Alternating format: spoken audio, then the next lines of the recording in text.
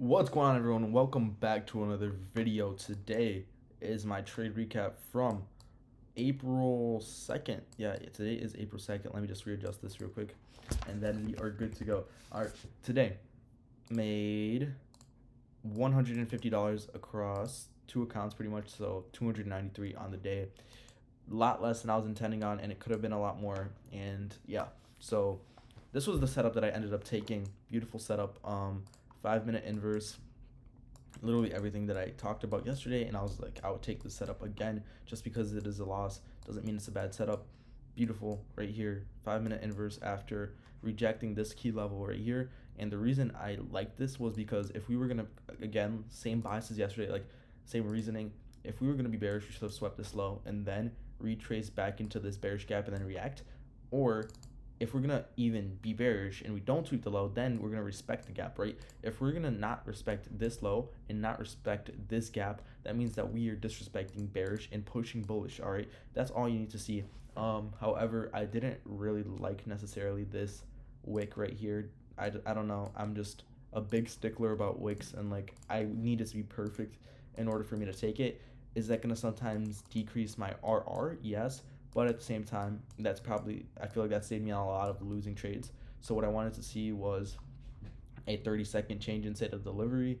So, or like just literally any change in state of delivery. So took it right here. Kind of honestly should have waited it for it to close. Just did it because, like as you guys can see, wanted to see right a closure above this high right here, or realistically just like here. And then we do see that, and kind of got FOMO'd into entry just because I knew that we were going to close above it. So kind of top tick this right here, as you guys see, top tick, like entered right there. Honestly could have set a limit, but at the same time, like could have set a limit for down here, but at the same time, if I'm not going to be like holding, like price could have just ran up. So entry, literally like a minute of just like in drawdown, and then straight up, targeting London highs. I'll explain why in a minute. Yeah, okay, pretty simple. My stop loss was right here because we had inverse the 5-minute, and again, same as yesterday, the one thing I did learn from yesterday, again, obviously you can learn from stuff, was like having a tighter stop, because again, with as much conviction as I have, there's no reason for me to put my stop all the way to this low. First of all, because it's negative RR, but second of all, even if it was like a 1-to-1, there's no reason for price to come down here into whatever you want to call it, ordered block. I don't use that, but you get the point, right? We did have London highs here, which was a drawn liquidity. Honestly, would have taken it to Asia highs too, but as market has been moving recently, it's just so unpredictable. And that led me to my other thing, which is the reason I only made like half of what I could have made, because as you guys see, I executed right here, which basically means that I just stopped my position manually. And the reason for the close was like, all right, here, if I can, yeah. So if you guys see this chopping, like, right, I was already break even at the time, but I'm like, I just hate like when price just chops and then dumps, takes me out, and then goes straight to my TP, because that always happens.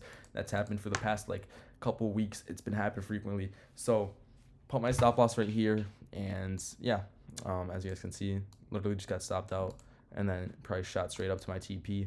And yeah, that's pretty much it. So the one thing that I'm going to say that I could have learned from this is taking a partial. As you guys can see, I entered on 2 contracts, so I could have taken a partial here, right? My reasoning for this wasn't bad, and then just kept going break even here, because a full close literally limited me to like $150 extra per account. And yeah, that's pretty much it.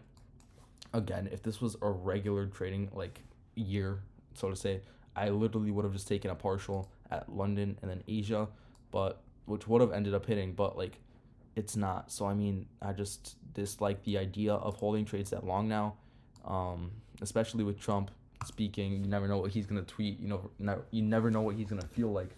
So that's it. But yeah, learning from even your wins is really, really good. So that's all I'm gonna say. I'm not gonna waste your guys' time any longer. I don't know why my camera is so blurry, but I'm not gonna be trading tomorrow. And yeah, code mish50 for alpha futures. Get your accounts 50% off, and that's about it. Peace out.